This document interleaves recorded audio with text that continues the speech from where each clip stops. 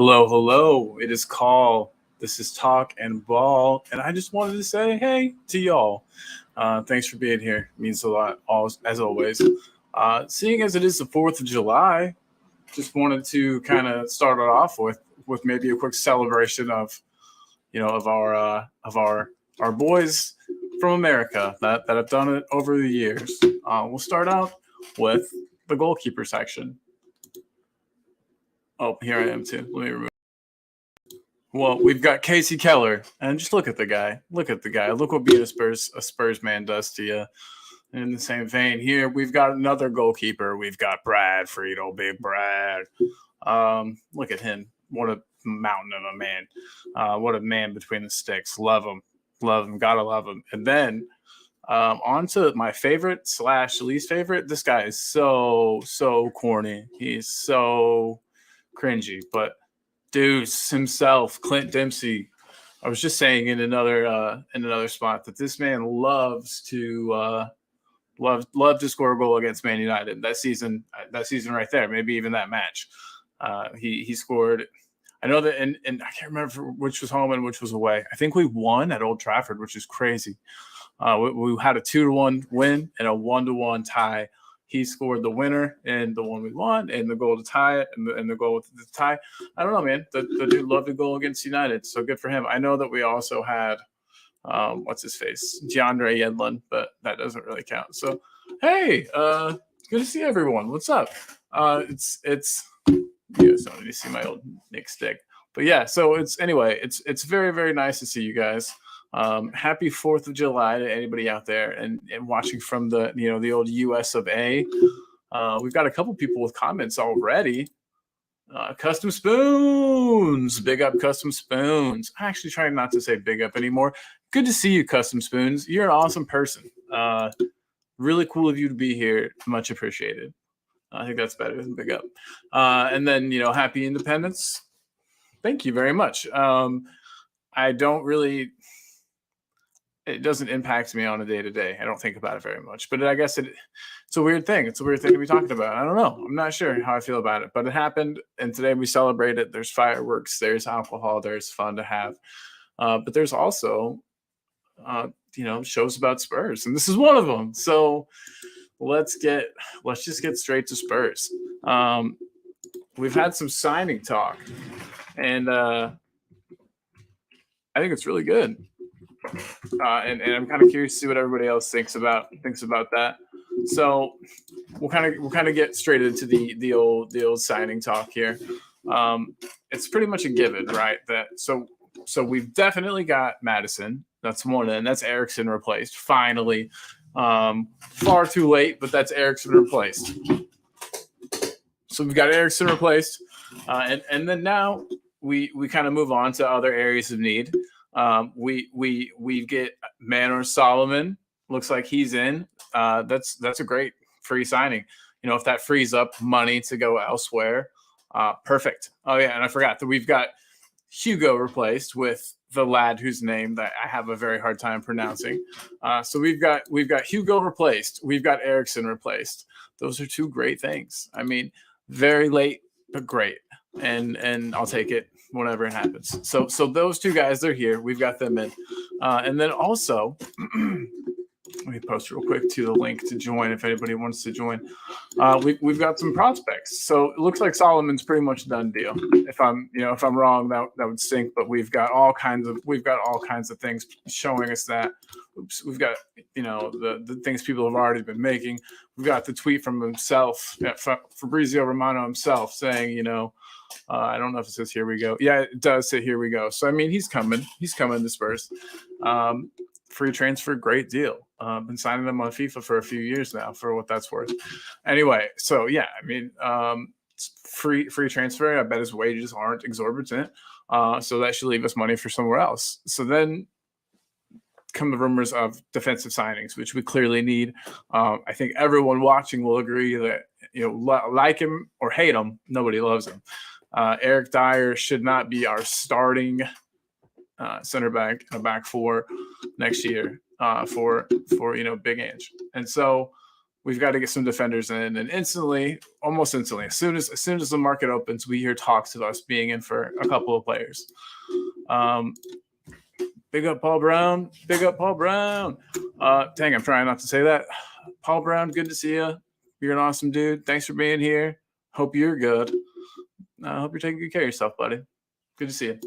All right, but anyway, so instantly talk of defenders comes in instantly, and we're like, everybody's excited. And there's two names at the top of the list. There's Van de Ven, which I'm sure I'm ruining the pronunciation of, but Van de Ven, and then we've got Tapsoba. Those are our two.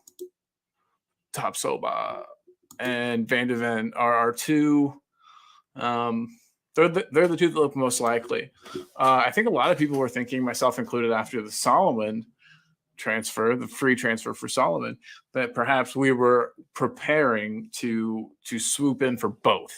Well, as of today, it does look like the Van de Ven talks have kind of advanced, that we've agreed personal terms with him. That's come out. And then I think that Wolfsburg are probably going to have to sell. I think the fee I've seen branded about is like 30 mil. I think that's a great transfer. Set that up. I really hope, though, that doesn't mean that Tapsoba isn't coming. I think that we need realistically a pair of defenders to come in that are ready to start in order to really compete this season. And I mean, it depends on what the ambition is, I guess, right? Is the ambition to compete for the top and then silverware, or is the ambition to, for mid-table? It's Andrew's first year. I'm not sure where the board are, and I'd like to hear kind of what you guys think. Maybe, like, should we expect to see more signings coming in? I think that we could say, I'd bet dollars to donuts this man is in a Spurs shirt next year. This man, I'm not so sure about. And I'd like to know what you guys think. Is this a summer where I think that part of the reason why Ange was picked was because you don't have to splash the cash with him, that he can get results with players that, are less known, but well scouted. And, he can really bring the best out of players. I think that's part of why we got him. So I'm worried that we're not going to splash and I say splash the cash. It's in this market, it's just spending the necessary money on things. So I mean, what do you guys think? I see that there's 5 people watching. To you 5, you're legends. I appreciate you. You're good people. Thanks for being here. But yeah, if you don't mind throwing in a comment, I mean, do you think that we're kind of like nearing the end of our signings, or is this train going to be on the tracks all summer long? Yes, 100% custom spoons. 100%. We definitely need 2 center backs. I've been saying since summer, since before we got Big Ange, and especially after him, I think that he's going to like Dyer. Unfortunately, I think that he's going to like Dyer. I think that he's going to keep Dyer, and I think Dyer is going to be a pretty important player for us. And I hate to say that, and I know everybody, as soon as I say it, they get their pitchforks out for me. But it's not me. I'm not saying that I think that he should do that. No, at all. No, this is what I think he will do. But yeah, we definitely need 2 center backs. Honestly, besides the 2 that we've mentioned, the only other ones that I have, I'll admit I'm no scout. I don't have very good ideas for who to go to if one of these 2 signings falls through. I know that we've got some links. I know there's that guy from Palace whose name it's like Gay. But there's the E on the end. I'm not really sure how to pronounce it, but Gay or whatever from Palace. I know that we're looking at him, and I think that would be like a underwhelming, but also good signing. I mean, aren't Palace the ones that took, there was another guy that we were looking at, and they took him too. But anyway, Joachim Anderson, I think is the guy. So yeah, they took him too, who turned out to be a pretty good, solid Premier League level defender. So, and here to talk with us today, we're blessed actually with some time, from a very important person, a very busy guy, one that knows football and knows Spurs defense in and out. It's Scott M. How's it going? Hey, it's going good, buddy. Just kind of rambling right now. It's good to have you here to sort of direct traffic a bit. But yeah, you heard signings talk, and we've sort of worked our way to the center back quandary. Is it going to be Van de Ven? I'm not pronouncing that correctly, probably, or is it going to be Top Yeah, I heard or a little both? bit about what you're saying, and I think I agree with you. I want both. Yeah, I think what we need is both, but it seems absolutely. like everything I'm reading is that it looks like it's only going to be one of the two. I don't know if that's what you're seeing too. Who Yeah, knows? yeah. A lot of it though, it's coming from that O'Keefe guy, and so there's like tier rankings online for certain journalists and outlets and stuff. And to me, his tier is whatever I want to hear at the time. So I don't believe this from him. I think Yeah, it's a smokescreen from the club to get a better deal on the players. If you know what I mean. yeah. I think with him, I think he does have some connections to agents, is what it seems like. So some stuff I think he can get right if he hears from the agent. But I'm not. I don't trust him as like what he says goes. But Yeah. yeah, I think we need both. I think if we got Tapsoba and Van de Veen or Van de Ven, however, I'm the same way. Right. I Yeah. don't, however you Right. I know pronounce you feel. the I Dutch feel names are silly the when I say hardest. it. The Dutch names are always the hardest because they're never seem to They're be. nice. They're nice people though, the Dutch, so they probably Yeah, forgive us. but they So have that's good. weird pronunciation sometimes for us for how we say it. But yeah, I think both of them would be great. I think we need both of them. Van de Veen I really like, but it is a concern. Right? He's had 1 year at the Bundesliga. Doesn't mean that he's bad. It just means that. Right. Oh, There's there not you a go. big Ian sample saying size really to look both. at That's here. good. But yeah, so with him coming in with only one season of play, I would like to have both. I think that you could have him as one that's kind of for the future that we also get to play a lot with Tapsoba kind of being the guy I think would come right in right beside Romero to start. I think I know a lot of people said without having the Europe, is there going to be enough time? I think there certainly would be. That's three guys. I think you could rotate them through, especially Tapsoba. I think he could play both left and on the right because I do think he's right-footed, but he has played mostly on the left. So I think you could end up Interesting. playing with him and Romero. He would play on the left. With him and Van de Veen, he would play on the right, and then Romero and Van de Veen obviously would Yeah. be left and right there. So I think you could easily rotate them through, so they have enough games when it comes to injuries. We know Romero's going to miss games. You know he's going to miss games. Oh Tapsoba is yeah. going to miss games anyways You because mean he's through going red to card? You mean through red cards or through injuries? red cards, injury, going to Argentina, taking his time coming back from Argentina. Yeah. We just Yeah. look. He's missed games. That's just what happens. Even if he doesn't want to miss, like if he's going to Argentina and he wants a rest, hey, we'll give him a rest the game before. Like there's enough time. If you have three main center backs and you're only you can rotate them through, so that I think that they get enough game time, and then you have somebody behind them as the fourth guy who I prefer would be also a new player coming in, but I don't know if we're that lucky. But I do think we need two quality center backs. My concern is that we're going to get one of them, most likely the Van de Veen, and then we're going to get Clement Longley, and I don't want Clement Longley coming back at all. To me, when I say we need two center backs, Longley does not fill one of those spots for me. I guess if Postacoglu looks at Longley and says, "I want that guy," I guess do it. But like, I can't see a world where that's a thing. You know what I mean? It doesn't make a lot of That's what sense. I can't imagine he looks at him, but also everybody says that he's too slow for a high line, which like he's kind of slow. But you know who else played very well in the high line? That wasn't a fast player. Jan Vertonghen. I'm not saying that he's Jan Vertonghen levels of good, and he's not.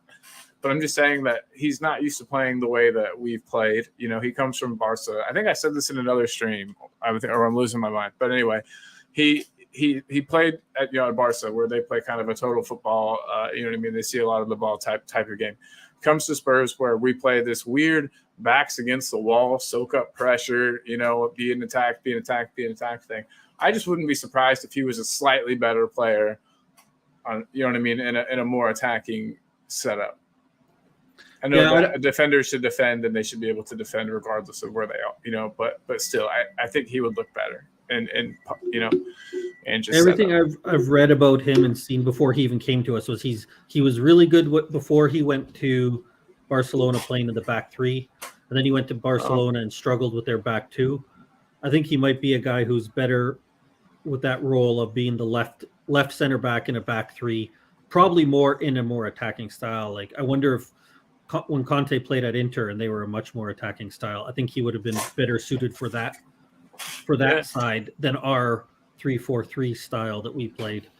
I wonder how he would be as a defensive wing back, or not wing back, but like left back. I wonder if he's ever played in that position before. You just wonder. I don't know if the club's thinking about keeping him. There's got to be reasons. I wonder if he can maybe play that position. I don't know. Interesting. And I guess what you'd say is the club's thinking of keeping him because it's a cheap option. It fills a body. He played in the Premier League, so he's Premier League proven. My heart says maybe you're right, but then I think, maybe they've seen something that we haven't seen. Maybe, you know what I mean? Maybe he is good, and that link up. His passing isn't terrible, Scott. Right? I'll also say to defend the club, I think a lot of the long way to Spurs links are being pushed by Barcelona.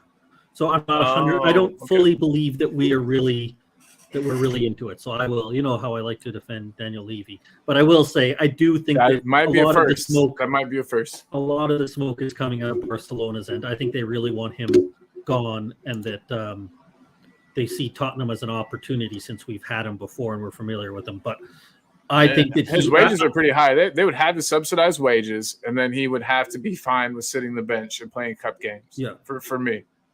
Yeah, I think I do. I honestly do not think he's probably going to come. I only have because we've seen it too many times. Maybe a smoke screen. Maybe Spurs have let the rumors build as a smoke screen so that we can, come into other clubs and say, look, we're not desperate for your Van de Ven. We want, we've also got Clement Langley lined up. I mean, there's always the possibility because Levy's never going to turn down a deal. He's going to get enticed when that number drops. But I will say, in defense of the club, I think a lot of it is coming more from the Barcelona side, more of Barcelona wanting to get rid of him than necessarily us pushing to get him. So, but we'll fingers crossed, dude. Fingers crossed. So yeah, that leaves a little bit. So we've got a bunch of comments from our boy Ian in the chat here. Ian, hello, my friend. Shaggy, Ian. Fulham defender we are linked with is won't pronounce it, but anyway. Tosin. I think it's easier to call him Tosin. That's his first name. Tosin. Okay, that's the Tosin. Gotcha. That's how you pronounce it. And then we got Guehi. I think it's the Palace Guehi. Is it? I think it's like almost like a W to like Guehi. Thank you. It's like a language pronunciation show. I'm learning today. But I do think it's Guehi is how they say. You don't think it's Van de Ven and Langley both are left-sided. If we get Van de Ven, we won't go for Langley. Okay, cool. That makes me happy. That's what I would hope so. It's like one or the other type deal. Okay. We definitely Shaggy agrees on needing two center halves. You do need backup, but you can't have seasoned internationals sitting in the stand. Yeah. Everything you're saying, I agree with. Ian. We do need to get rid of our players. I think that this is the perfect summer. I think there's teams looking. So I think that we can actually get rid of players like Sanchez this season. Maybe it won't be for the number Daniel Levy wants, but it seems like the fact that Scott, it's only a couple of weeks into the transfer window, and we've seemingly almost we've tied up two important transfers. So we've got two more that are looking like they're like in the final stages. What? You know what I mean? So I think that there's definitely some outgoings coming. I think you're right. Sanchez is one, and you said not for the number we want. At this time, he just has to go. And we have to just 15, 20 mil, though. I would take it. Yeah. I think there was a link to Turkey and a link to somewhere. If it was Valencia, Villarreal. There we go. I was going to say Valencia and Villarreal always get mixed up. I think Villarreal would be a better. Hey, look at this. So I think Villarreal would be a better suited team for him, and I think that he would also like the prestige of playing you know what I mean, in the Spanish league over playing in Turkey. No offense to Turkey, but they're just dominated. I guess most teams in most leagues are dominant. Most leagues have a couple dominant teams at the top, but Turkey, it seems like it's really bad with with Galatasaray and what's the other one? Fenerbahce? Is that the other one? Fenerbahce. That's it. Yeah, so I bet he he goes to needs to go. Villarreal. He needs to go. Tanganga should have Villarreal been. is like a home for misfit Spurs players. You know what I mean? We've got, that seems to be where they go. So that's fine. They can continue to get deals from us on players. I think he would be good in the Spanish league. I honestly think that he would do great. His physicality would be huge there, don't you think? It's a better fit for him. The game is slower. It's slowed down for him. Yeah, for sure. Same thing. Like, look, we've talked about Lo Celso a lot of time. Usually with Jacob, they're grumbling about him, but I always said I love Lo Celso. Well, not love is strong. I like Lo Celso. I think he's a terrible fit for the Premier League. I don't want him back at Spurs in any way. But for Villarreal, he was really solid for them. And there's players that are going to be like that, right? That it doesn't fit for them. And I think Sanchez, I don't think he's going to be like, oh my God, amazing for Villarreal. But I think if he went there, he could be competent for them much more than he is here. Right. It's just he had a target on his back. He had a target on his back upon arrival for coming for $40 million or whatever that absurd price was. You know what I mean? He was like close to our highest ever, maybe was our highest ever transfer at that point. Yeah, I think at the time he did, yeah. You know what I mean? He was a kid who had to come and be great. And I think that as soon as he didn't, then things kind of got rough on him, turned on him a little bit, and then his confidence was shot on top of, like you said, just not being the right fit. We got L Talk Tottenham. What is up, man? Haven't seen you or heard from you in a long time. Hope you're keeping up with the tricks. You haven't been posting anything in the group chat, I don't think. But hey, it's good to see you, man. So hey, if we want to sort this defense, then Top Silva has to be signed. I agree completely. I mean, he would definitely be, like Scott said. Scott mentioned earlier that he would be a good starting player to come in and to start. Yeah. Well, then we would have, backup as theoretically Eric Dyer and Van der Ven, if we can get them both. If we can get him. So I think that would have our defense pretty much sorted out. I know that you're no Dyer fan, but I do know that I bet Big Ange is. He's got this attitude that for some reason managers love him. I think it's a very try hard attitude. And I think that you know what I mean, that Ange is going to love it. I think Dyer too. One of the things, I don't like him as a player, but I do think he's got too much influence in that dressing room right now. And I wonder how much if you keep him, you can actually, Ange is going to end up fighting against him, fighting against kind of the mentality in that dressing room. And I think we need to change that up. And I think another player who might be there is Kane, but you're not going to get rid of Kane, right? So I think Dyer needs to go because he's not a good enough player, and I think he's got too much sway at the club with the players and with people at the club that aren't players. Yeah, everybody thinks that he's smart. I think they value. I think they value his opinion a lot. You're right. So I just think we have to move on. If we're going to be going to a new era, let's move on. And Dyer, I think, is part of moving that out. But yeah. I mean, completely. But I mean, is it gonna happen though this season? I bet not. I bet we clear out a lot of players, and I bet you the thought line goes something like this: oh, we've lost so many, players. We need to keep some senior guys around that have the Tottenham mentality. I don't know. Hopefully, I'm wrong, Scott. But I see him there, and I see him starting a lot. My concern is Dyer doesn't want to leave the club because if he's leaving, he's taking a big drop down. I'm not saying like championship, but if he wants to stay in England, he's going to a bottom a half of the table side. And I'm not sure he's ready to admit that that's his level right now. Yeah. I think so. I'm not sure. I think he's going to be the biggest obstacle to us moving him along because I think he wants to stay. He thinks that he can. And why wouldn't he? Every time a new manager comes in, he gets a new lease on life, right? Yeah, he gets a new chance. They praise him. There's always an article in some paper talking about, how much he's been praised. And, they're talking about new contracts all the time. And, yeah. But if we're keeping somebody, I would rather keep your buddy Ben Davies. But I'm not sure he can play. I don't think he can play as a center back in a back in the in the back back four. four. No way. I He's think a Ben left sided. Davis's days are going to be are numbered. Emergency, right? If we had like like a break glass in case of emergency, exactly. And that's really why I like him. I mean, I just like him. Okay, so Scott, part of me defending him so much has become just like a meme in and of itself. But like, I just like him because I think he's a good person. He doesn't demand high wages. I looked; he's still on like almost the exact same wages from when he was signed. It just has been going up a little every year. He makes like 70.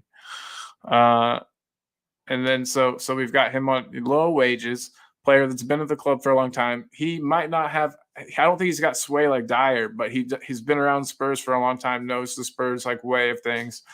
And I think that he can be like a good influence on younger players, and then like you said, break glass in case of emergency type left back, because he can his passing and stuff isn't bad, and since Postecoglou plays with those inverted fullbacks that get involved in the build-up, I think that he might actually be pretty good at that.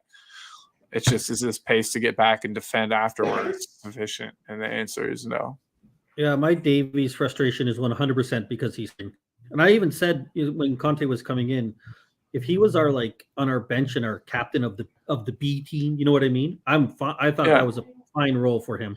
I just get frustrated when he's starting. He should not be a starting. There's no position he should be starting. But if he's on the bench, I agree. And solidly on the bench, I don't mind. He seems to be fine at that role. Yeah, awesome. That's the coolest thing we've ever agreed on. But yeah, so we've got this year. He's great. Lo Celso would be a great fit for Ange. If you want, he's a much better fit for Ange than he has been under Jose and good point, but Nuno or Conte.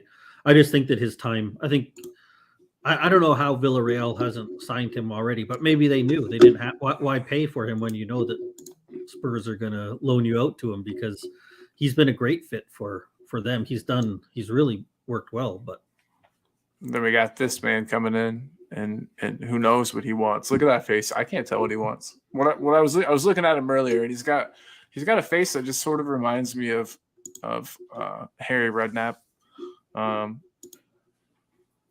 They both just look kind of hardened and like they're not going to take any crap. I haven't seen Ange as jovial as Harry was. Oh yeah, but I'm sure maybe he has that coming. But Harry was always. He looked like a hardened man, like you said, but he always looked like he was having fun and happy and positive. True, but he wouldn't take any shit from anybody. But he wouldn't take it almost with a smile on his face while he was doing it. It would be a lot funnier of a reaction from him than it would be from Ange, or at least a lot less yelly. Well, I'm excited to see. I also feel like it's going to be good for our dressing room to have kind of a harder man, you know what I mean? Kind of a harder coach, a harder personality around the club to hopefully toughen them up. Yeah, I mean, it's definitely. I think it's gonna be a different voice because he's coming in with a totally different profile than Jose and Conte did, right? I know Nuno, but that was so short that I don't even. None of the players took him seriously. What happened when he was only It's almost like the players knew he was leaving, and they were just like, nah. Like, I'm not even gonna worry about this guy. Yeah, such a weird period. But like Conte, no matter what he wants to do, and Jose, no matter what they do, they can't. They still are going to come with that elite level manager. They're going to come back with that reputation of multiple titles, multiple trophies that they're bringing in behind them. So Ange is going to have a different atmosphere in the club just because he doesn't have that profile, right? He isn't coming in with that European pedigree. He's coming in with having won stuff, but obviously at a much lower level. So we'll see. Sure. We'll see what the dynamic is, and hopefully it's a positive one. I do think, listening to people, it does seem like we need to change a lot of the attitudes in the room, right? It seems like the players. I wonder. Yeah, not just a problem on the pitch, but off the pitch from everything that you're hearing. And so if he can help change that, or whether that's just him coming in will change it, I think it's, like I said with Dyer, I think we're going to have to move guys out. I agree. Sort of like when Pochettino came, Yunus Kabul, Adebayor, you know what I mean? Aaron Lennon, kind of, not really exactly the same, but you know what I mean? Like all those players got put on a list of players that Pochettino didn't like, that he thought had too much sway in the dressing room. I think you're 100% right. The more I think about it, this is exactly what happened when Pochettino came in. And I think that they're trying for another, we're trying to, get lightning in a bottle twice with having another Pochettino, I think. And it can happen. Positive people in his dressing room. He's ruthless with those who don't buy into his philosophy and methods. There you go. My worry is, what if Eric Dyer perfectly buys into his philosophy and methods? Well, my worry always is lots of people. I mean, the same thing we kind of talked about Jose and Conte being like that, but then they come to Spurs and, like we say, Spurs changes you. Levy changes people. So hopefully that won't happen, or hopefully he'll find a way to make it work better than Jose and Conte made it work with Levy. Would you think it clearly didn't work with them? Would you have him as so I'm so bad with like numbers, but I think it's the 6. Would you have him as the 6 that Ange likes to play, that sits right behind the 2 more creative midfielders? I don't think so. And one of the reasons why is I'm kind of against us trying to buy players who do one thing well and then but maybe shoehorn them into another. Yeah. Like, I think if we want somebody to play that role, let's buy somebody who fills that role, right? And that's why I don't think Basuma. I think Basuma is a good player, and I've heard some people talking about him filling that role. I'm like, that's not really what he does. And I think that we need to start having people do what they can do, what they do. And if we need somebody, one of the 2 8s. Now, if you want to say that if we buy somebody to fill that number 6 role and Basuma fills in if somebody's injured, yeah, that's what we might have to do. I'm fine with that, right? Something where we talk about that. But I don't want to have, let's buy a center back. With the idea he does have that skill set that he might be able to fill in, but let's not have that be our number 1 choice. Yeah. And the same thing about coming a left back. Yeah. I was going to say, we got Mr. Perez here, which, hey, good to see you. Thank you for joining in. But we have Mr. Perez here, though, with basically that same sentiment. I got a feeling that if we ended up getting Van de Ven, might end up becoming a left back, sort of like how Nathan Aki always plays left back for City and Ben White plays right back at Arsenal. I think Scott was saying, maybe he'd fill in. He'd probably. I'd rather Udoji fill that role. Like, that's right. I'd rather that be Udoji. If something happens and Van de Ven can fill in, great. But I'd rather it not be our plan is that we're going to move him out there. I think let's have Udoji. I think that left back role has got to be his to lose at this point. I'm happy. I would keep Reguilon too. I'm not sure that the attitude. That's one where it's hard. I can't say because I'm not there talking to Reguilon to see if he'd be happy. But from an outsider's view, I would love if Udoji and Reguilon were our 2 left backs. I'd be happy going into the season. I'm not sure. Kind of like what Ian was saying. I know Reguilon isn't an international, but he is someone I think doesn't want to be sitting on the bench. I think he's a good enough player that he might not be happy in that role. So that's where you'd have to. If we rotated fullbacks, I mean, once we're in cups, if we just rotated like the entire set of fullbacks, sort of like how Pochettino did, like if we had 2 sets, it was Davis and who played on the right, I can't remember, but anyway, they would just literally switch them out. And I think if we did that, but for cups, like if we had a cup team. And obviously it could be tinkered with, depending on where we're at in the cup. But I think that would be great. I think that would be awesome, and I think that Reguilon could stay for that, help us win a cup. If he's down. Yeah, I think he's going to. I think his attitude, the same kind of issues that he had in the past, that kind of got him sent out, will be what probably leads him to leave as well, right? Because as Ian was saying earlier.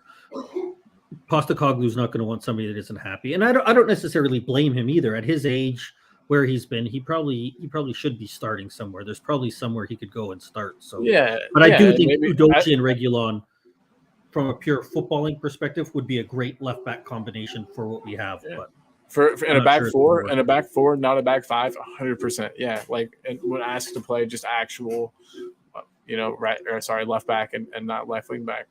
But yeah, and Ian is in agreement with you there, Scott. But a good question that we got from Mr. Perez. We're kind of jumping around, and I like that, from topic to topic, and that's exactly how my shows go.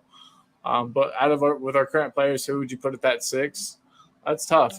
Scott definitely wouldn't put Højbjerg there, or Or would No, you? and in part because if you see Ian's next comment is why I don't think Hoiberg would fit, because the number 6 isn't just like a purely defensive guy. I think, like, again, Ian would know more. I'm pretty sure he's fairly familiar with Celtic, but that McGregor actually was part of the guy who would start their whole attack, if I'm not mistaken. Ian can correct me. So he was actually a guy who's really more of almost, if I'm not mistaken, kind of how Brozovic played for Inter under Conte. Is Okay. he's that I position almost want to say has Winks, to be able like to prime Winks though, to see sort of the like that. ball. Prime Winks, sure. In the idealized version of what people who love Winks thought he was, but he never actually was. Right. So Yeah. that's why I don't think Hoiberg actually. I think, even though I said I wouldn't have Basuma in that role, I think of everybody that we have, it'd have to be him or Bentancur. I'm not sure. Bentancur would be a nice I'm not even sure option. Basuma fits that role though, because I do I think just a don't know lot how of it good he isn't is just controlling the defensively. ball. It's seeing the field, right? Because he has to be able to see the field to know where that ball has to go. I'm not sure. I think he's good. I think he's well. good there.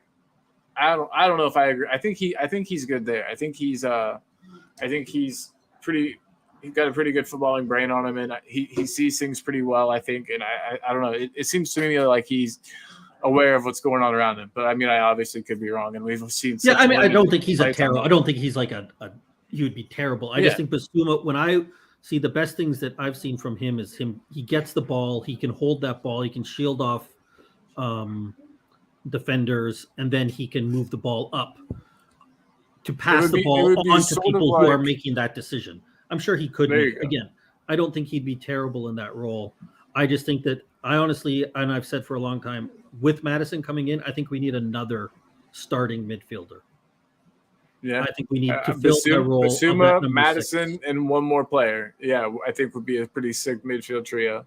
And then I would think is when Bentancur comes back, now you would have those 4 guys to rotate through those 3 positions. And that's, again, kind of like what we were talking about with the center backs. That's what you want in a good team, is to have, like we said, we have 3 center backs for the 2 positions we can rotate. If we have Bentancur back, now we have Madison, Bentancur, Basuma, and one other guy. You rotate those 4 guys through. You have different combinations you can play. That's how you want it to be. And then you fit Sarr in when you do. So I think that what we do need is, I would say Madison is going to probably be obviously starting. You'd have Basuma and Bentancur. I put them as a pair right now because Bentancur is out for so long. I have them as a starter. And then you'd have that new guy, that number 6, to come in. That we don't have that player at the club right now. That's what I would love. I don't think we'll get it. I think we'll probably just have Basuma playing there by default.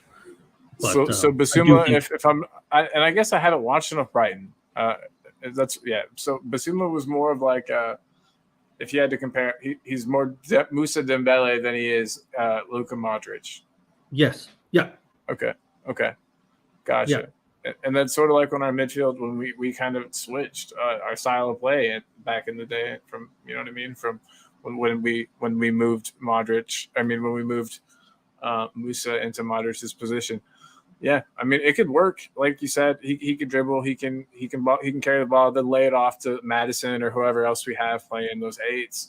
I mean, I can see how it could be made to work, but it would change fundamentally. You know what I mean? It would require a slight system change.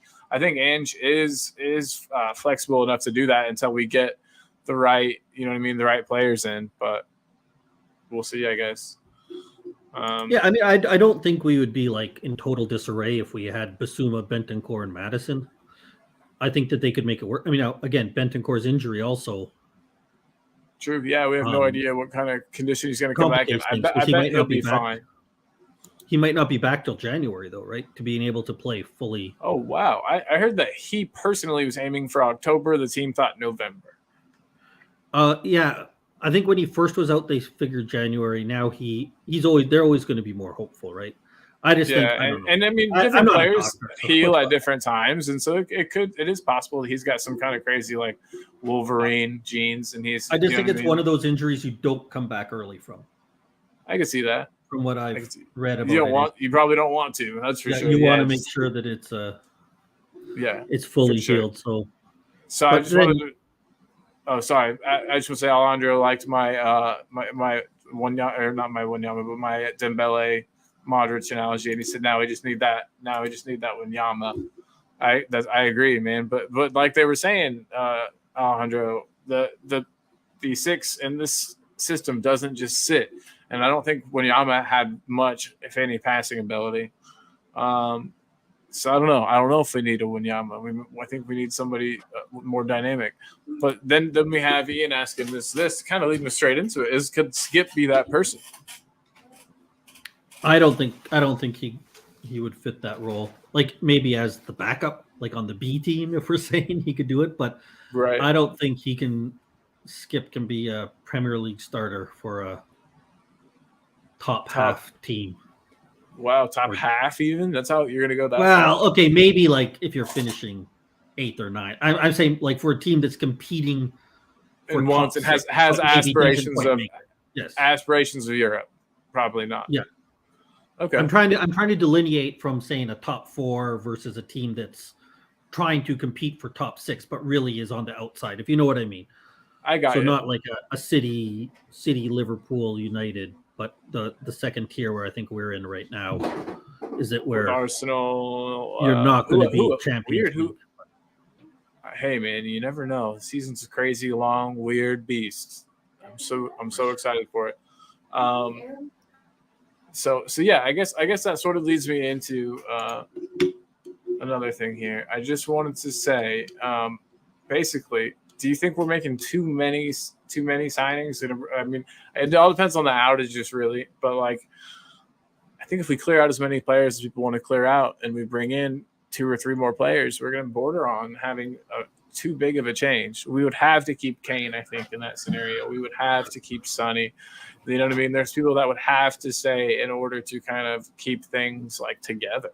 Don't you think? I'm probably the wrong person to answer because you know me. I'm fine. Like for me, I would rather deal with having too many changes and trying to fit better quality players, trying to make them work together, than keep bad players that are familiar with each other. But no, I think we're fine. I think the club hopefully understands, which is always a risk to say. I think most fans understand that this year is going to be a transition year. Like you say, you hope you get Champions League, but that's because you're hopeful. You wouldn't be surprised if we end up finishing kind of that 7th, 8th, 9th range, right? Yeah. That wouldn't be a, oh my goodness, what went wrong? It would be exactly that's what we're doing. So I think now is actually the time to make those changes. I think now is a time where we need to reset, in part because it's going to happen anyway. Like with Kane, for example, it's going to come down to him. He's going to decide. And if he doesn't want to be here, if he says that he's not committing, I think we sell him and we move on from him now. Because if not, and we're why moving kick the can down the road? Exactly. So I think we're doing, I think, again, if we get the 2 center backs we talked about, Van de Ven and Tapsoba in, if we bring in another quality midfield starter, and then if Kane goes, we bring in an attacking player. I don't think that's too much. I think that's fine. We could still make it work in terms of not having too much change, because we're going to make a big change anyways with the system that we're playing. So I think bring them in now, bring the change in now, bring the players in that we need now. Let's get it going to work with Ange's system as much as possible. If he's going to be here, which again, I don't know. He has to do well. I guess another question I have: how well do you think he has to do this season to keep the job? I think it should be if he finishes in the top half, that should be enough. The only way you should start to look at him is if he's down in 12th, below 12th. Then you can start to say it. But really, with the way that we've been supporting him, and I know everybody's excited about the transfer window, but we're not exactly bringing in the Liverpool City level of players, right? So we can't expect him to get those results with the way that we've been dropping off. I think the team does that. I think that the owners and stuff do, though. Like I think that they expect him to be able to take players that other teams wouldn't go for and get results with them. Not that I'm saying that that's right, or that you know what I mean. That's. I think they did that with Jose and Conte. I don't know. I think you've heard me probably say. I think we were saying, oh, he's bringing in Conte. They need to back him to get him the good players. I think they saw Conte and said, we can give him the 6th best team in England and have him compete at the highest end. Eke out a win with them. Yeah, I think see if that. you're expecting that from I can see Ange, having never coached a game in a top 5 European league, you're asking too much. He might. Look, I hope he can. I hope he turns out that he can do even better than that, right? But I don't think we can expect a guy who hasn't shown that he can do it. Which again, Yeah. when I say that, people will say I'm being negative. I'm not saying he No. can't. I'm saying we need to see it first, right? Yeah. So people oftentimes mistake your skepticism of things. They think that you want stuff to happen. You can think that something bad and unwanted will happen and not want it to happen, and not want it to happen. And I think that that's what people need to differentiate between with you, Scott. And that's what we're at with Ange, right? He could. People are excited. Fair enough. I don't see that excitement because I just want to see. I want to see what he can do this season, and I think that we need to see because there's reason to be skeptical about a guy who has never coached in a top 5 league, right? Like it's a different. But look at that stare. Different. That's a stare of a man who coaches the Premier League. Hopefully, we'll see. But I'm in terms of getting sacked. I would say almost nothing. There's almost nothing he could do that should get him sacked. I bet I don't know. That should is the key word. Outside of anything crazy. Obviously if he does something non-football related, sack him. Oh yeah. But unless jocks in the middle of a game even if we go out early in the domestic cups, I don't think you can sack him right away. We need to give him time at this point. Ian, who has probably the most knowledge out of any of the ones in our group about Postecoglou, says he hopes you're being pessimistic and that he hits ground running. Yeah, and Ian, you're right. He has been successful everywhere he's been. I just think that this is a massive step up. Scott, when you think about it, he has kind of been going up levels this whole time, and so it's possible. It's possible. I just I want to see it before I expect it. I want to see it before I would say that it's what I expect.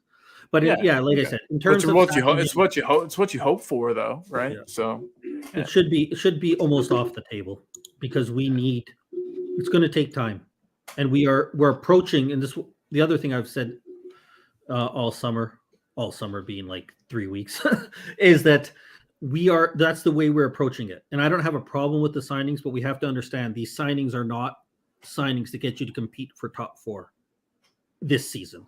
They're signings that get us stabilized, that improve our side.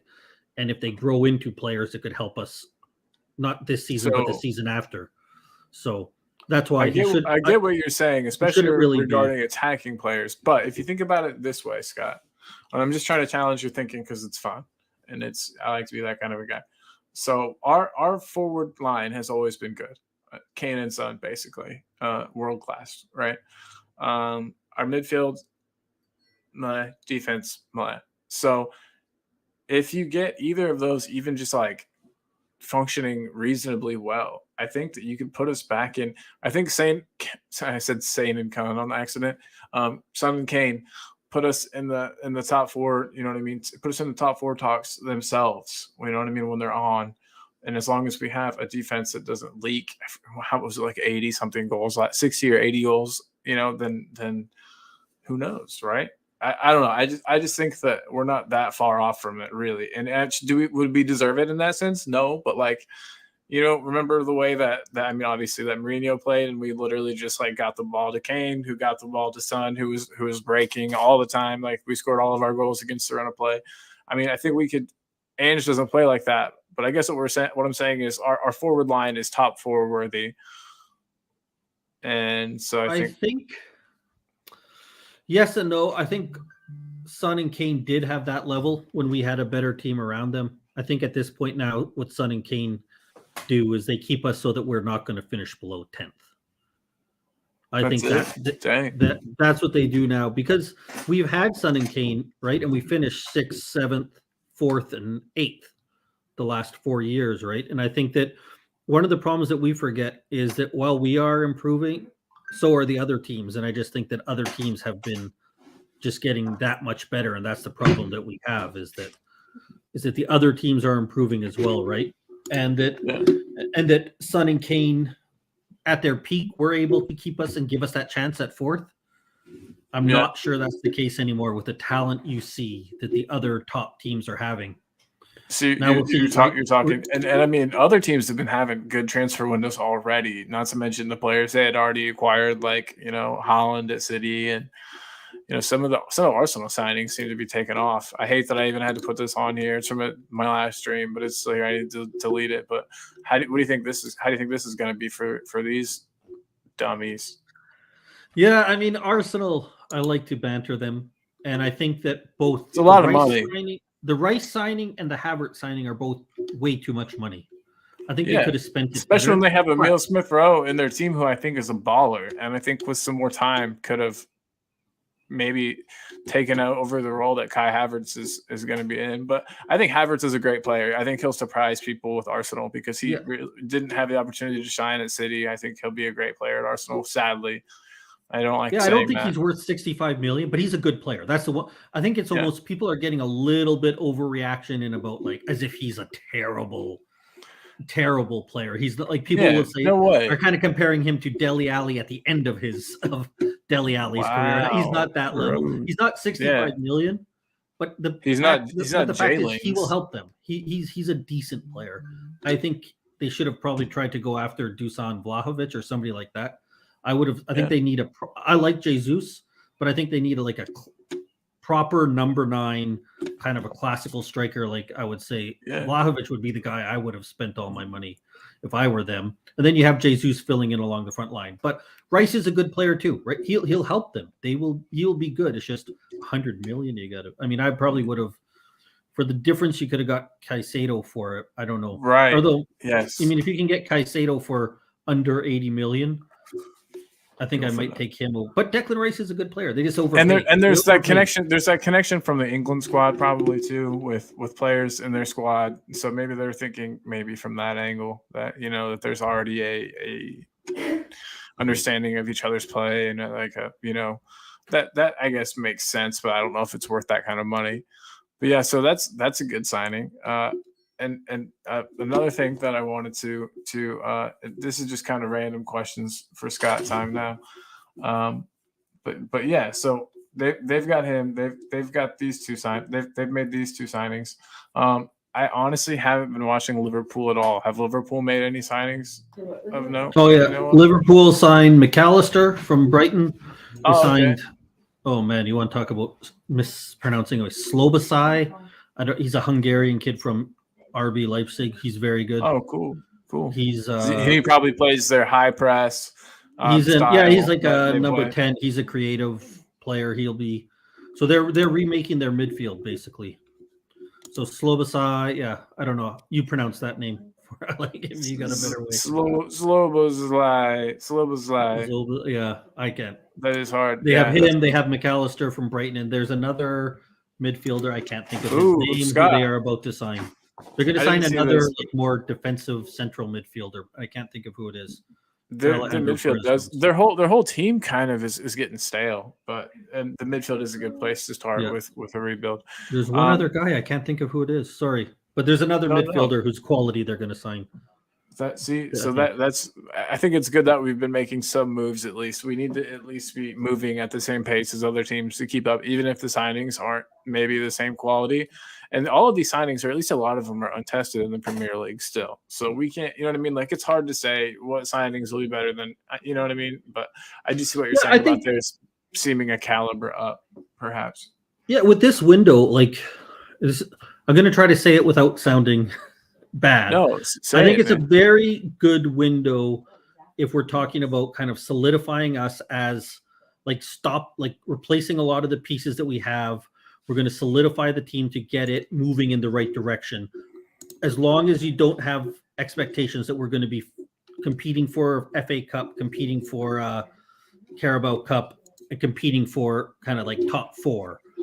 That doesn't mean, again, when I say one of those it doesn't mean we can't have good runs, but we won't be like favorites or one of the top teams for those things. We can still go on a run, and if everything breaks right for us, but you know what I mean?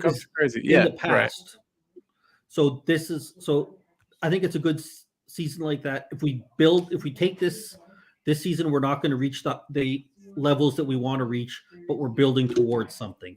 And then if we do something that we've probably never done at this club, take this and have a plan going forward so we can build on it next year instead of sacking the manager, veering a totally different way and just buying new players that don't mesh with the players now, then it could be a positive thing. And I understand if people want to be positive about that. I don't have the faith in that. So that's what I will say. That this window is okay as long as you're not looking at it from this is a top 4, this is competing for the FA Cup window. You're that guy that on Christmas Eve as a kid you never really expected much. You were like, if I get presents, I get presents. Like whatever.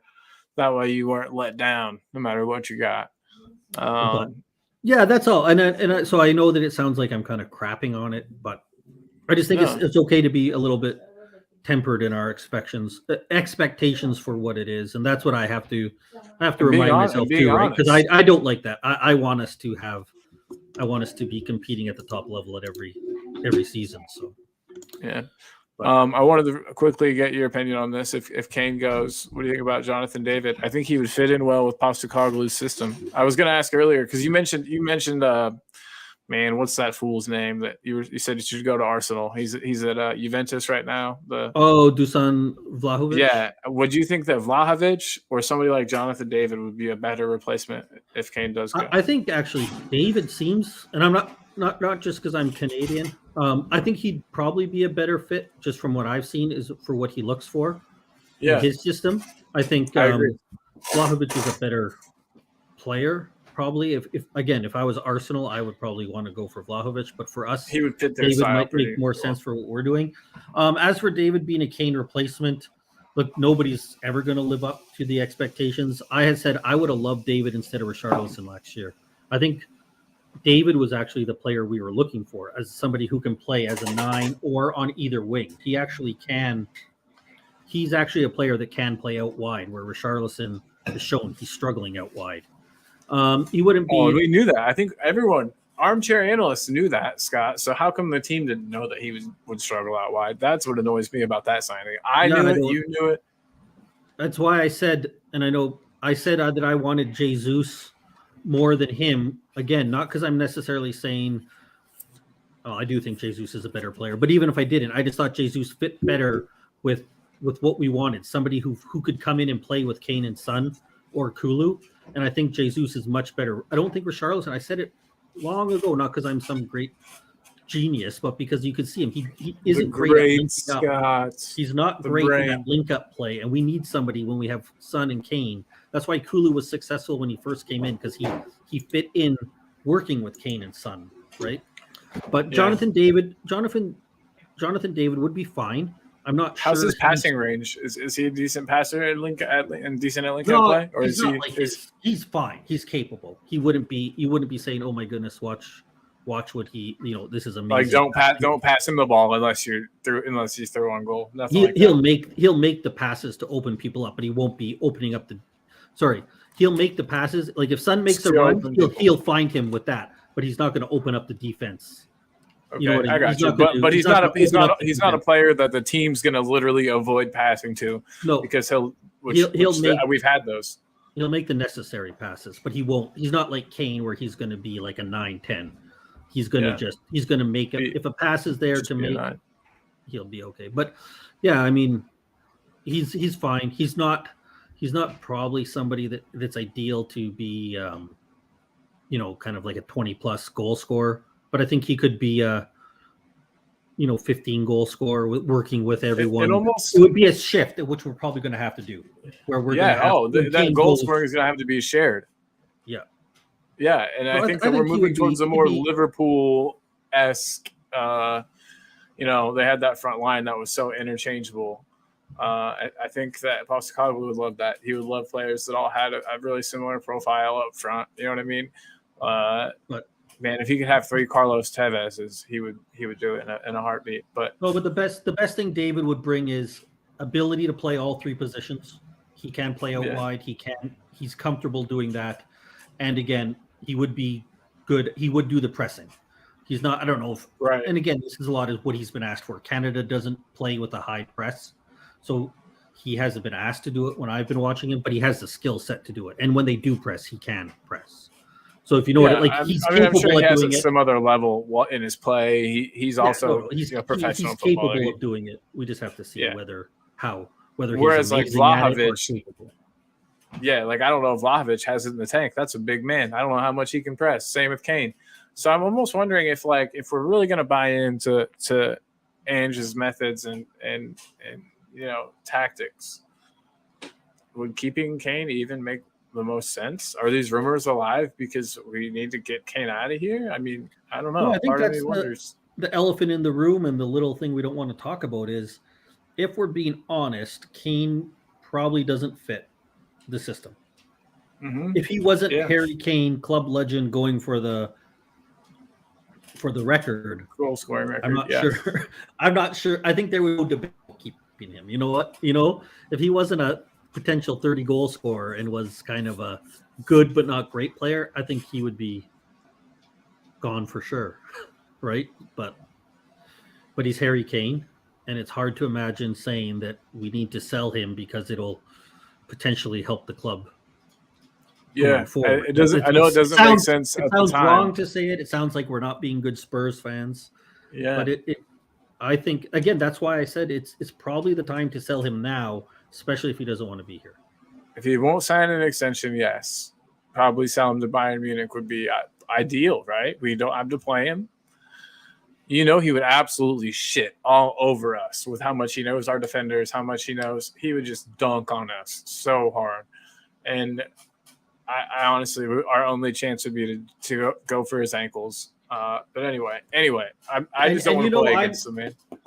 I'm the last one to say, like, yes, if we get 80 million for him, do I trust the club to buy smart players to replace him?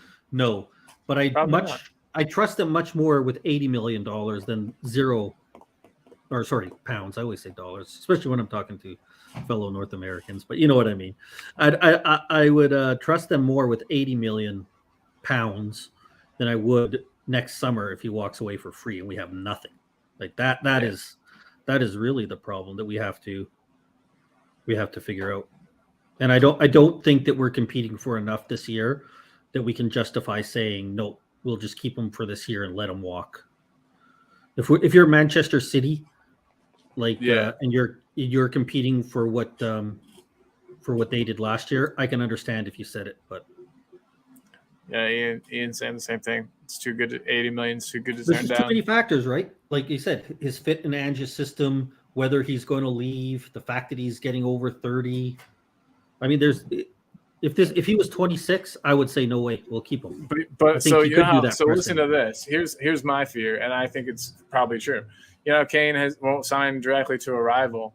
Well, what if he signs to Bayern, wins some stuff there, and then 2 years later, Bayern's like, "Oh, hey, Chelsea, you want this Harry Kane?" And they're like, "Yeah." And then, you know what I mean? I don't know. I just feel like he'll be back to the Premier League eventually, even if he leaves. I think though, if he goes to Bayern, he's probably there for 3 or 4 seasons. I think he's not. I don't think he's going to move to. I think if Bayern is buying him, they're going to have a deal in place for him, and I don't think he's going to say, "I'm going to go to Bayern for a year, move my family back." I think he'd probably go. He might even finish his career there. But if he does want to come back, I think it'd be 3. I think he's probably looking at 3 or 4 years at Bayern. Dang. Okay. See, for me, I honestly, in my cynical view, I viewed it as just a workaround to get to another English club, do a year at Bayern.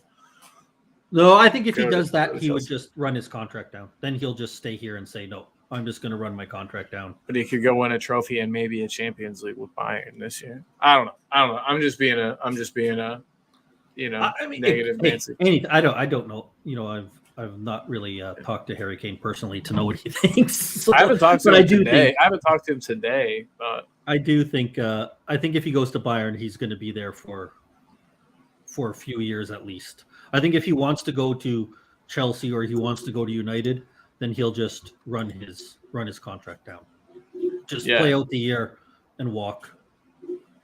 And then he can go to Bayern, I think because Bayern too, they're not going to pay 80 million for him and have him walk away after 1 year, right?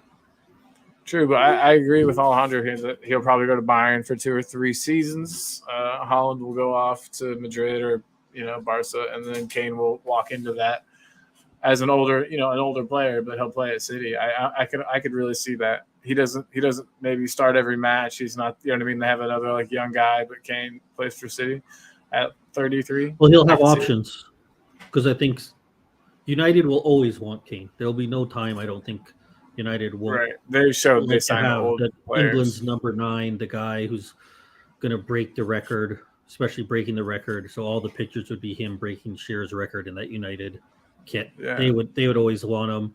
I think depending on how it goes with Poch at Chelsea, could go there. He's got his house right. His new house is right there. If he went to Chelsea, crazy. And I know people are like, "Oh, he can't go to." I think if he went to Chelsea after 3-4 seasons at Bayern, it would be it'd be easier to transition than going from Spurs to Chelsea. People would still have bad feelings, but it wouldn't it wouldn't be quite as harsh as if he went straight Spurs. Like if he runs his contract down and then goes to Chelsea, he's going to get a ton of backlash. He's going to get going to Bayern, especially if he wins some stuff at Bayern.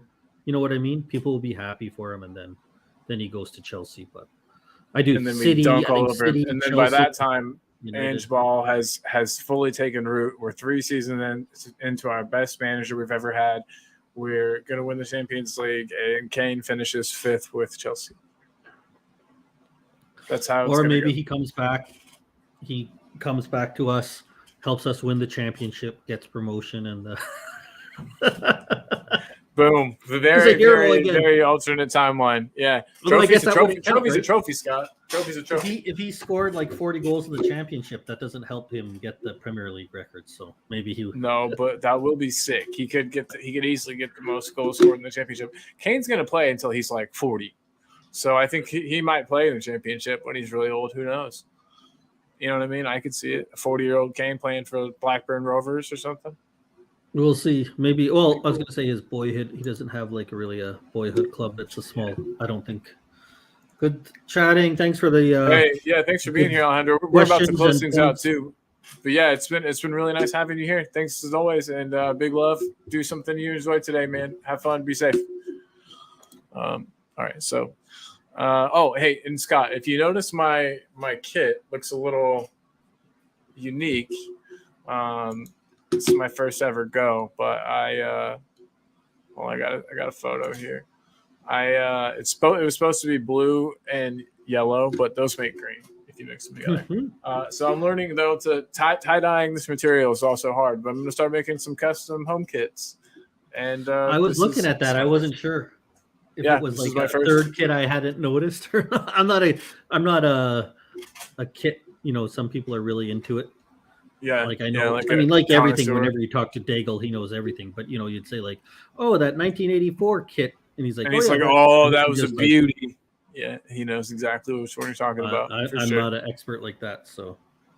Well, this is the new Colin. This is the new Colin Sievers. Colin original. And I thought about doing a bunch of them and calling it "To Dare Is to Die," DYE. There you go. As well, hey. Green is much better than at least it didn't come out red somehow. That would have been exactly. If those would be red streaks. You'd have to get rid of it, throw it away. Yeah, absolutely. Well, Scott, we've pretty much hit everything. I just want to talk about mainly how you think our transfer window's going. If you think this is going to happen, it's so tough. It's a weird idea because it makes a lot of sense. It makes sense, yes, but I wouldn't have thought of it. You know what I mean? Originally, it's just he can't. But it would have made sense already. You go first. Sorry, I was going to say I think he probably should have left already. So that's the one thing that kind of gives me pause. Is it's made sense in the past and it hasn't happened. So maybe it's just something that isn't. But it does. Now is the time. I think if he went to Bayern, I can't imagine there's many people who would be, there's always going to be people that will be upset. But if he's going to Bayern, when our club just finished 8th in the Premier League, He's given us everything. He's tried. We just finished 8th. We're probably looking at another season where we're not going to be near the top of the league. You can understand. Okay, now's the time. We can justify it too. He's not a great fit for Ange's system, so it makes sense for him to move on. But hey, real quick, I just want to say bye to Paul Brown. Paul Brown, you are an awesome dude. Thanks for being here as always. Have a lovely day, yeah, man, be good to yourself. Have fun. But yeah, I agree regarding Kane. That if he goes to Bayern, it's an easy domestic trophy, right? He'd have to really mess up for them not to win the league. They'll win. With him there, I think they'll win. Oh, they'll walk it. But if Kane just stops scoring goals somehow or something, but no, they'll walk the league, so he'll get the domestic trophy, and then who knows how they'll be in the Champions League? They could be telling him about all the money they're about to spend, in the transfer window, and who they're about to sign. And I gotta think they're at least top 5, if not high. I think Real Madrid chances to win the Champions League. Yeah, I think Real Madrid and City, I would put them above everybody else right now, just because they've done it. Oh, yeah, I guess. Madrid, this isn't the best Madrid team, but Madrid. I mean, even if they're not the best team, they seem to always understand that tournament, League, right? Yeah, they always seem to get it. But I mean, after those two, I think that Bayern, especially like you just talked, they can walk the league, right? Like they don't have to worry. City has won the league 4 out of the last 5 years, but they've been close a lot. They were close this past year. I think they beat Liverpool by 1 point the 1 year. Like they can't take weeks off. City, Bayern can play if they need to rest somebody up for a tough game. They can rest Kane, right? They don't need to play him every domestic game. So I think after those two, you would say City and Real Madrid. I think they're the top 2. But then after that, you'd probably say PSG, who aren't as strong as they have been, and Bayern. Those are probably the next. They're in the second tier of teams that certainly would be. Yeah, especially if you put Kane on that Bayern team.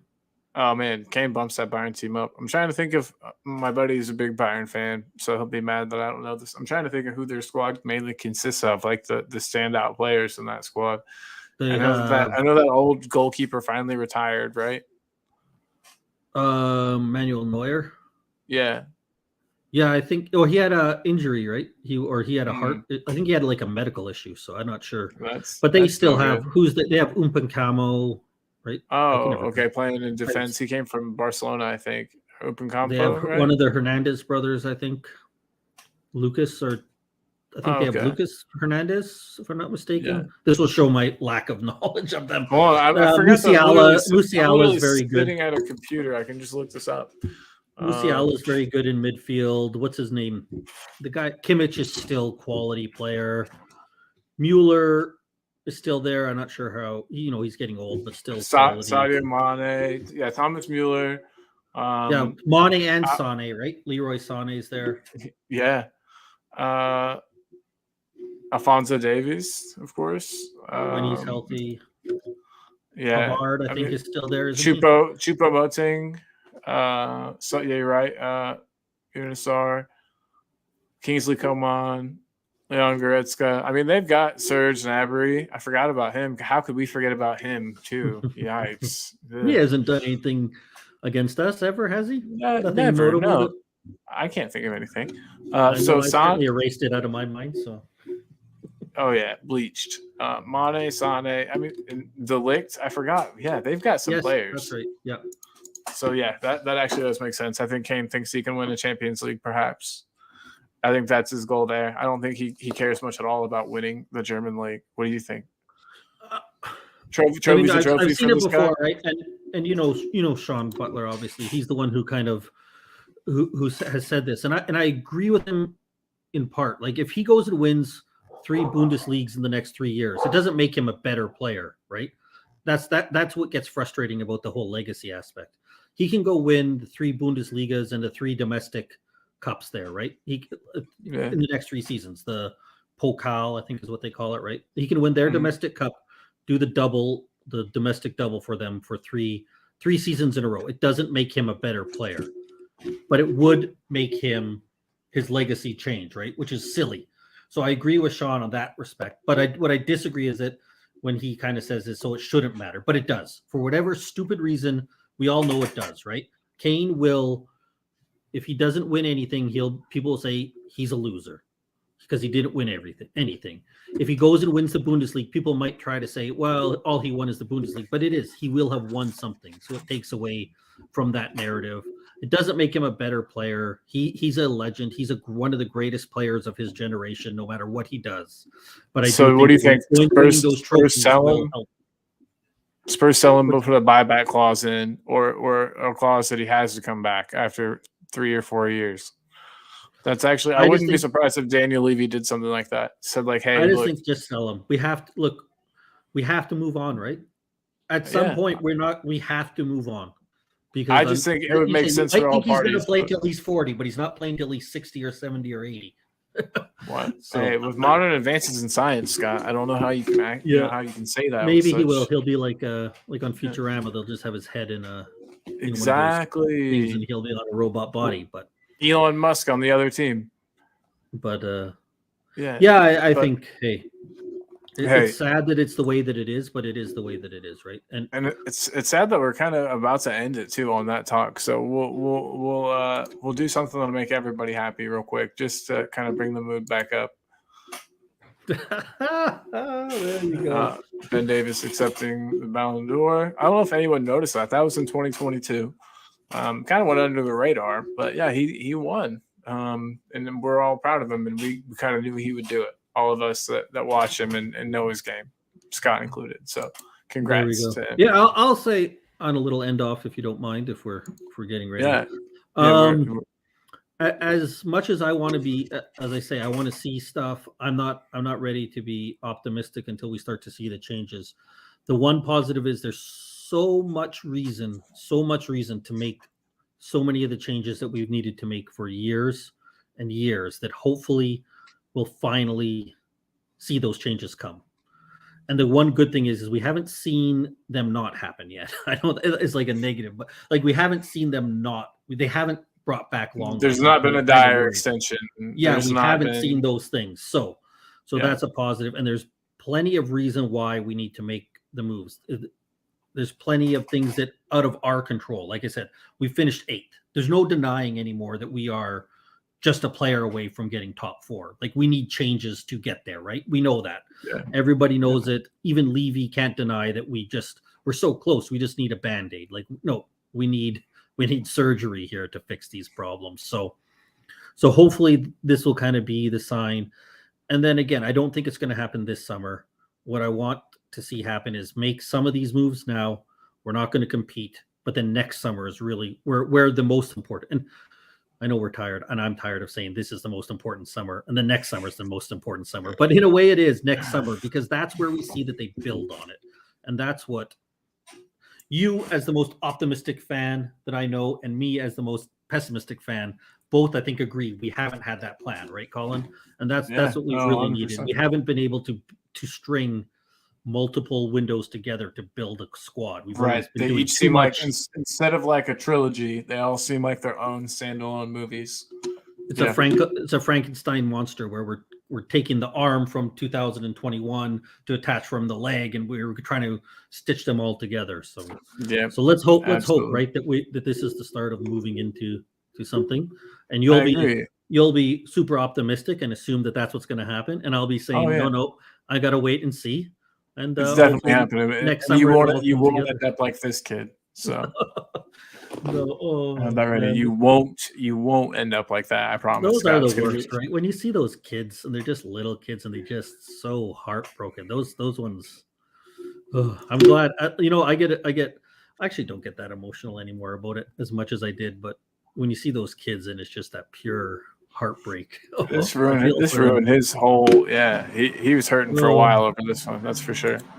But okay, again, I'll end this with a little bit of this action. If you think he's going to stay, hit the like. If you think he's going to go, hit the like. We'll see who hits the most likes. Whether he goes or stays, he's a legend of the club. One of the greatest. Yes. Again, one of the greatest players overall, not just English. I think he's clearly the greatest English player of his generation. I think he's one of the greatest players in the world football of his generation. Whether he wins a trophy or not, I will say that. even though I do think he should go and compete. So Paul Brown said what I said here. Do what Teddy did, leave, collect trophies, then come back. I can see it, man. Then he comes back and breaks that England record. Depends on what shape his body's in at that point and everything. I mean, obviously there's a lot of factors at play. But anyway, if you're still here, gosh, go outside, enjoy the day. It's beautiful. Actually, no, it's rainy and gloomy here. But anyway, just wanted to say thanks for everybody watching. Everybody who watched, thanks. If you're watching this back on replay, you're a legend. Love you. And just wanted to say thanks. Thanks for being here. It means a lot. Thanks for being Spurs fans. Being a Spurs fan is a lot more fun when I've got cool friends like you guys. So thank you. And Scott, thank you for being here. Wanted to also shout out. Yeah. It's my bad to cut you off. I just also wanted to shout out United Spurs of America. In my opinion, best Spurs channel on YouTube. So check them out if you haven't already. I'm sure you already have because they're the best. So yeah, that's all I got. Anything else you got to say, Scott? No, same thing. Great in the chat. Thanks for everybody. Yeah, for sure. You're doing my job. Yes, thank you guys. You really made it. Ian and Paul, Alejandro. Yeah, Leo coming in at the end. So thank you, Scott. Like I said, doing my job. I'm looking like a jerk. All you guys really kept the show going. It would be, wouldn't be the same without you guys in the chat. So thank you. Oh, we just missed these nuts. What's up, man? Good to see you here. Sorry that we didn't have you longer. We're ending. But hey, thank you for being here. I want to say you're a great person. Everybody in the chat, you're great people. Even if life's going kind of crappy right now for whatever reason, you're great. And things will turn around, and you just got to stay strong and keep fighting and, stay on your path. Find a path, stay on it. Good things will happen, just like Spurs. If they find a good path and stay on it, good things will happen. So with that said, I'm going to leave you guys with some Harry Kane to think about, and Scott and I are gonna leave. So bye, everyone. See if I can do this.